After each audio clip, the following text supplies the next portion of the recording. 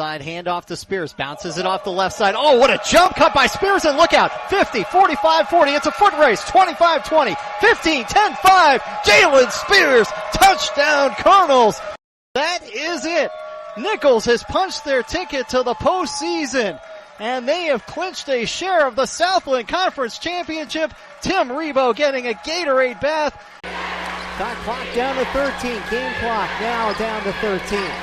Morris taking it at Mabry. Double clutch shot. Won't go. Loose basketball. Dinah Jones keeps it alive for Golich. Golich pushing up the floor. She shoots a three. It's good! Marta Golich at the buzzer. And the Green Wave have stormed back into this basketball game. It is 61-58. We mentioned it at halftime. Tulane just needed to get the three ball falling, and they are knocking it down here in the second half. They've hit 6 3-pointers, and it is a 3-point basketball game as we head to the final 10 minutes.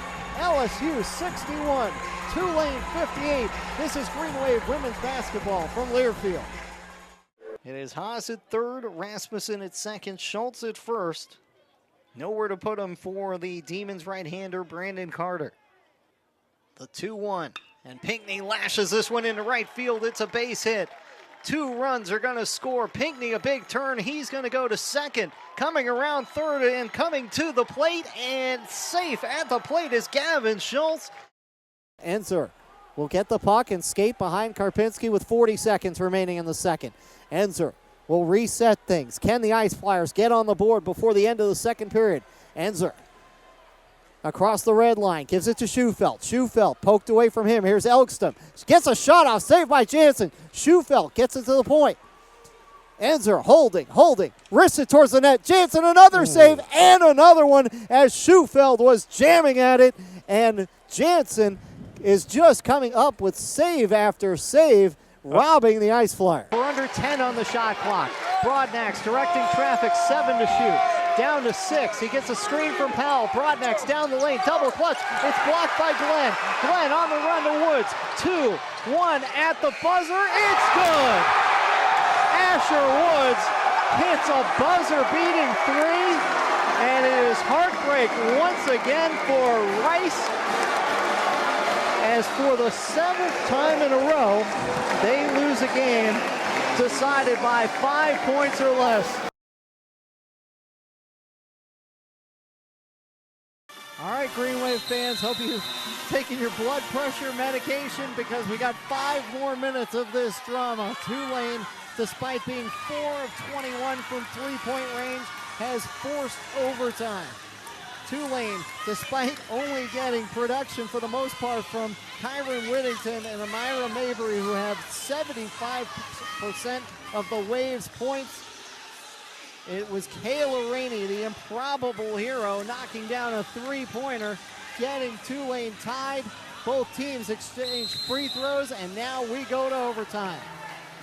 Perot, Whittington, Pratt, Rainey, and Mabry on the floor. Wouldn't it be something if Hannah Pratt, who has not scored this entire tournament, turned out to be the hero? So many great storylines as we go to overtime. Temple winning the tip, and they will have the opening possession. East takes it at Perot. East picks up a dribble, gets it to Nelson. Nelson in trouble. She needs help. 8 to shoot. Gets it to Washington. Washington takes it at Pratt. Good defense by Pratt. Loose basketball. Second shot. Loose basketball again. Another shot, and it's put in by Demi Washington. Washington now in double figures. Second Temple player in double figures, and the Owls have the lead, 55-53. Perot. Whittington cut to the basket, but Temple had it well guarded. Pratt now on the left wing in front of the Tulane bench, hands to Whittington. Perot drives to the basket, tough shot, won't go. Mabry gets the rebound momentarily, but has it taken away. Temple with the basketball. Drive by East. Into the corner to Gary. Gary, jumper, won't go. Perot grabs the rebound with one hand and gets it to Whittington. Whittington will try a three. It's off the mark. Rebounded by East. Whittington, 1 of 7 now from three-point range. If Tulane loses this game, you don't have to look any farther than the three-point line. As Temple gets the lay-in on the other end, and they lead at 57-53. Tulane needing a bucket now with 3:10 to play. Rainey gets it to Whittington, guarded by East. Perot gives her a screen. Whittington picks up her dribble. Now somebody's got to help her. She gets it to Pratt. 6 to shoot. Down to 5.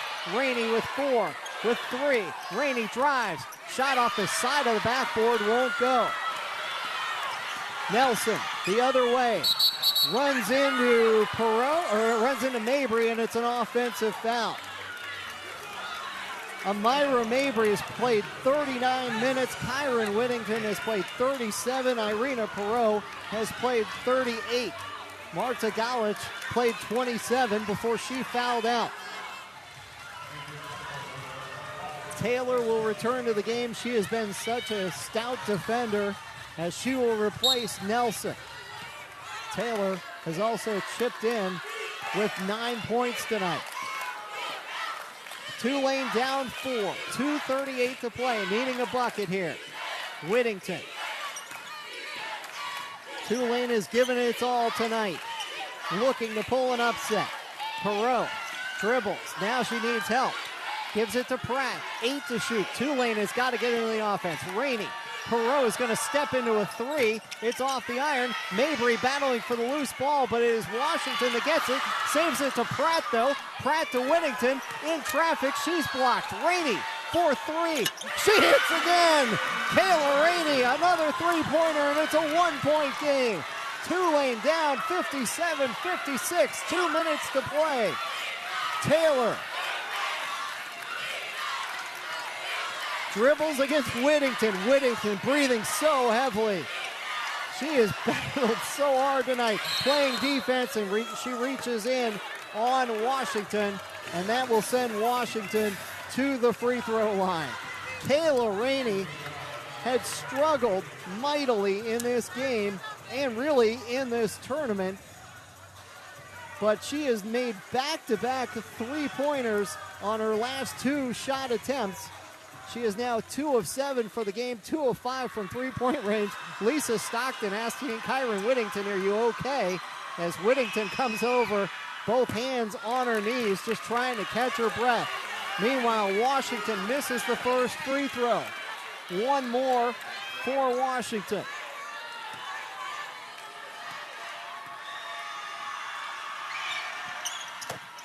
Washington hits 1 out of 2. Temple leads at 58-56, 1:45 to play. Kayla Rainey brings the ball up the court. She's got 3 rebounds, 2 assists, and 6 points. Gets it to Perot.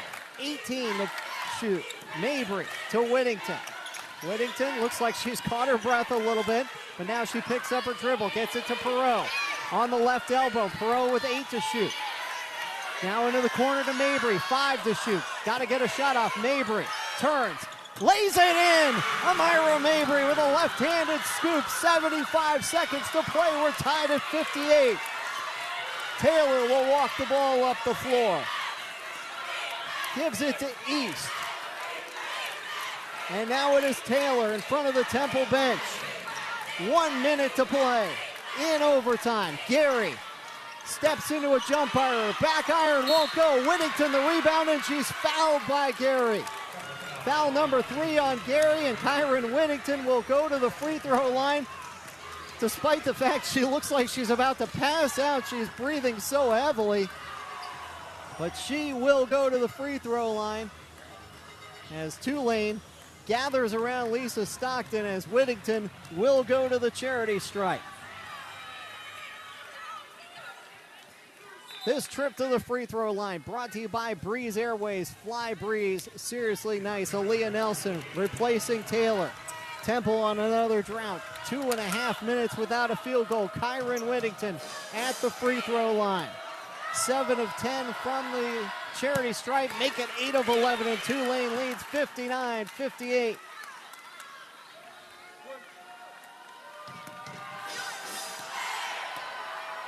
One more for Whittington. She has willed Tulane, and she has given the Green Wave a 2-point lead, 60-58. Whittington now with 26 points. Her tournament now, 28 points, 16 points, and now 26 tonight. And the Green Wave has a 2-point lead with 52.5 to play in this game. Tulane fans, a bundle of nerves and joy, and I don't think anybody knows what to take from what they are seeing tonight. Temple fans looking downright distraught across the way. I think they can't believe that they could be one and done here in Fort Worth, but there is a lot of basketball left. 52.5 to play in the game. Tulane with 2 timeouts remaining. Temple has 3. Possession arrow favors Tulane. It'll be East that will inbound the basketball. Gets it to Nelson. 50 seconds left in the game. Near side Tucker. It's East. Over to Nelson, guarded by Rainey. Rainey has been playing with 4 fouls for a while now. Tough shot by East. It's good. Tied at 58. 38.4 to play. Rainey guarded by Nelson. She brings the ball up the floor. Rainey picks up her dribble, gives it to Perot. 26 seconds left in the game. 15 to shoot. Rainey. Mabry calling for the ball in the post, working on Washington. She's going to back Washington down. Double team by Tucker. Left-handed shot won't go. Loose basketball on the floor. Nelson has it. 10 seconds. Down to 8. Nelson will dribble over to Diane Richardson. They thought about calling a time. Now, confusion because Nelson thought they were calling a time. Richardson wanted a time, and then they finally get the timeout. 4.6 on the clock, and now they're going to probably look at how much time should be left in this game. But that was a chaotic scene in front of the Temple bench. Kayla Rainey had not made a three-pointer since February. She had missed 13 straight, but she's got 2 3-pointers in this game and is one of the heroes right now in a 60-60 game. But once again, Tulane will have their backs against the wall, needing a defensive stop against the regular season co-champions. Temple coming into this game 13-5, winning the conference championship for the first time since Dawn Staley led them to 4 championships. That was in the Atlantic 10. This is in the American. They do not put any more time. It'll be 4.6. The ball will be under the basket, as that's where Nelson was when they finally got the timeout. Tulane needs a stop to force double overtime. Nelson, the inbound, gets it to Tucker. Wants to get it back to Nelson. Jumper at the buzzer. It is no good. Perot's got the rebound. How about 5 more minutes, Tulane? As the Green Wave have forced a double overtime here in Fort Worth. 60-60 as we go to another 5 minutes of basketball at Dickies Arena. A spot in the semifinals in the 2024 American Athletic Conference Women's Basketball Championships is on the line. We will have overtime when we come back to Fort Worth. This is Green Wave Women's Basketball from Learfield. Set to kick things off between Nicholls and Southeastern. Alec Mailer will kick off for Southeastern, going from right to left. Green jerseys, white pants, white helmets. He will kick it to Nicholls, who have the white pants, red jerseys, and the silver chrome helmets. And this ball will go out of the back of the end zone. And that is where Pat McQuaid and the offense will go to work. McQuaid a week ago, 9 of 16, 106 yards, 3 touchdowns, which was a season high. No interceptions, probably the most important number there. 7 rushes for 36 yards for McQuaid last week. You expect them to stack the box early in this game and try to establish that defense. So look for McQuaid maybe to put it up here on this first possession. And that opening kickoff was presented by Central Boat Rentals. For more information about CBR and career opportunities, go to their website today at centralboat.com. That's centralboat.com. So we've got movement before we even get the first playoff.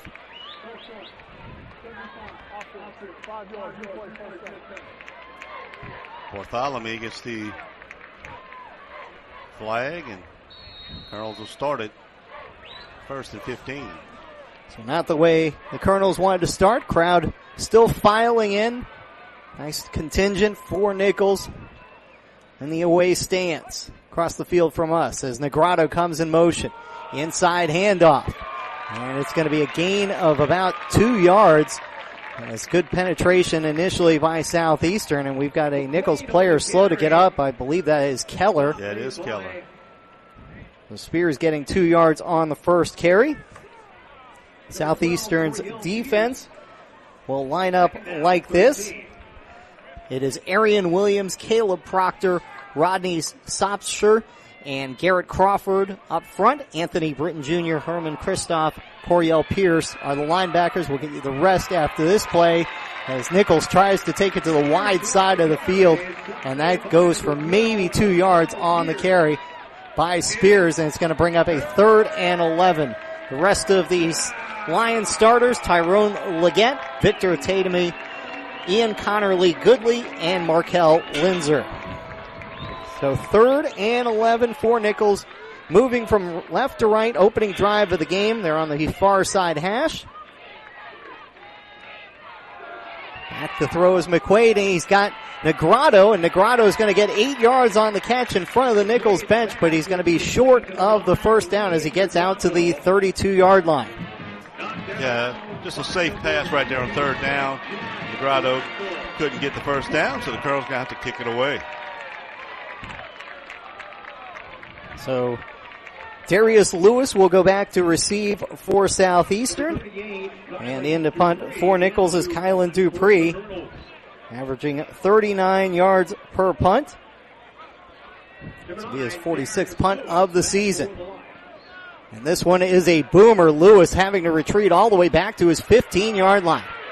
But did he outkick the coverage as Lewis now goes down the sideline, cuts it back up to the middle, and tackled at the 44-yard line. So a big return by Lewis. It was a great punt by Dupree, but once Nicholls got too wide, Lewis ran it right up the middle. Yeah, you talked about outkicking the coverage. That's exactly what happened.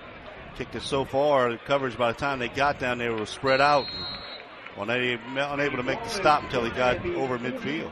53-yard punt, 38-yard return for Lewis, and that will set up Southeastern 1st and 10.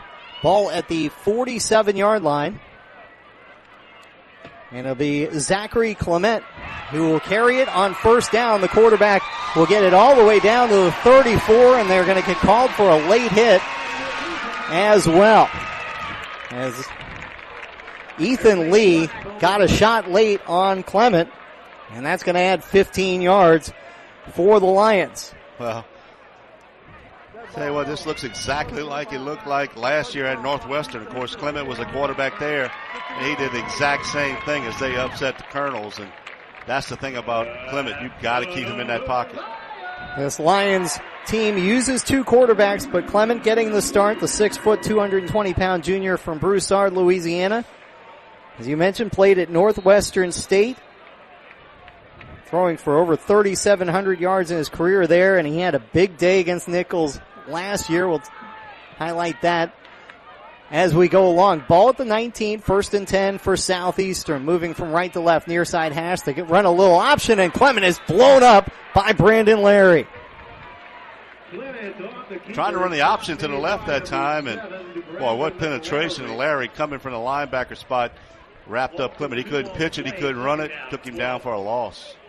Southeastern's lineup has Jalen Bell, John Allen, William Granville, Brockham Wicks, and Shai Ogeron as the offensive linemen. Xavier Hill, Tashawn Hughley, and Darius Lewis are the receivers. Harlan Dixon is the running back as Clement on second down, throws towards the end zone, overshoots his receiver, and that'll bring up third down. The rest of their lineup, they will use a tight end, Jacob Logan, but they also like to use an H-back, and we'll see Bauer Sharp and Ivan Dabrowski quite a bit in that role. Third and 12. Matthews comes in. Ennis goes out. The Colonel's in their nickel package now. Clement with Harlan Dixon on his left hip on a 3rd and 12, 12:02 to play first quarter. Clement back to throw, trying to set up an underneath screen, and it is well read and blown up by Quentin Sharkey. What a job by Sharkey. Remember, he missed the first half of last week's game after being called for targeting over at UIW. He got back in there in the second half, made his presence felt, and does so right there. So after starting on the positive side of the field and getting a first down and then a personal foul, Southeastern goes no farther as the Nicholls defense comes up with 2 big hits. We've got a timeout. Are they reviewing targeting again on Sharkey? Boy, we don't have a monitor in here. That's a tackle. I mean, unless they say he led with his head, but that is obvious. If you're running the football at you, it's kind of hard not to.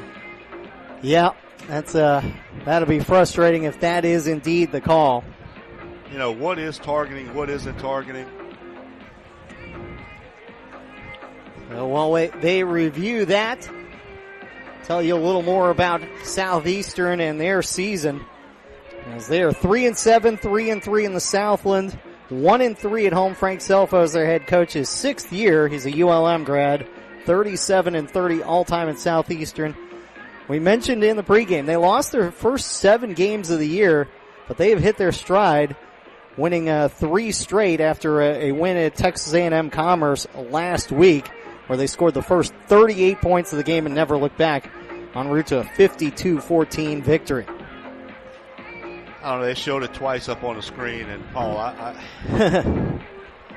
mean, you can't even play football anymore. No. He was running the football. He came across the middle. Right here, you can see it. Sharkey's going to tackle him. He hits him. I mean, what are you supposed to do? I agree with you. I mean, I think that's a good tackle, but I guarantee you if they call it, it's either going to be because he launched or they're going to say he led with his head. But I completely agree with you that I think that's just a football tackle. Personal foul. Targeting with crown of the helmet. Number 11 on the defense. Half the distance to the goal. Number 11 is Chris Bowen. It's unbelievable.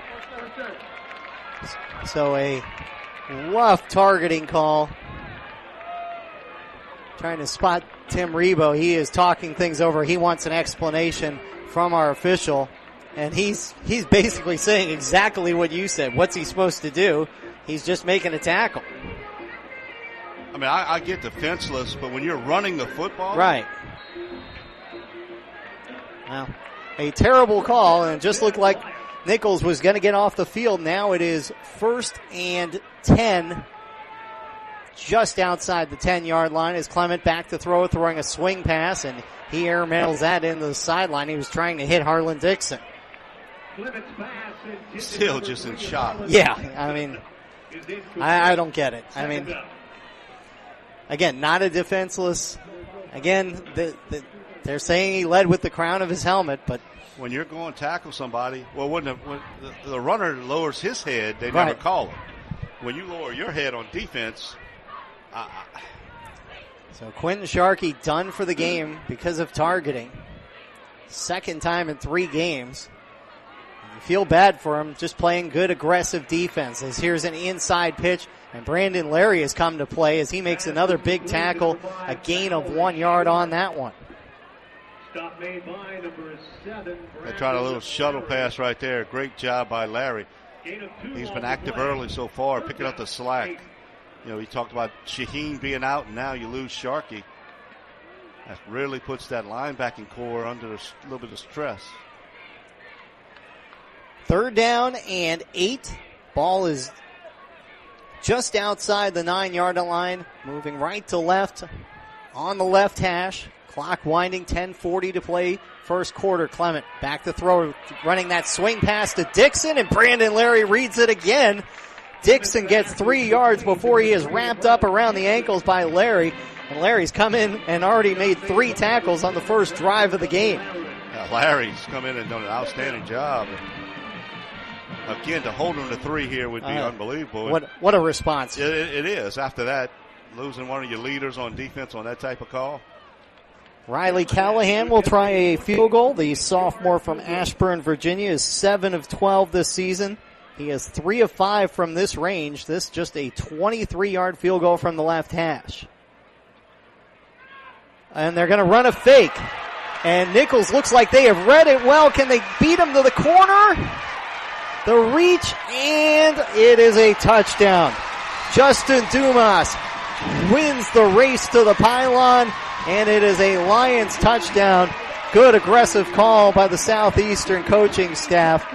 Thought Nicholls was going to make the stop before he got there, but just barely gets it inside the pylon. It looked like it. He had a little extra gear to get on the outside. And so all around, a lot of positives for the Nicholls defense, but their backs against the wall that entire drive, and it took a Southeastern fake field goal to put them up 6-0 with 9:49 to play. And now Callahan will try the extra point. On the season, he is 29 of 32 on extra points. Hold is down, kick is up, and it is good. So Southeastern starts on the Nicholls side of the field. They benefit from a late hit out of bounds. They benefit from a absolutely questionable targeting call on Quentin Sharkey, and they have to run a fake field goal that they barely tuck into the end zone. But in the end, Southeastern leads it 7-0 with 9:49 to play in the first quarter. Back to Hammond on the Colonel Sports Radio Network.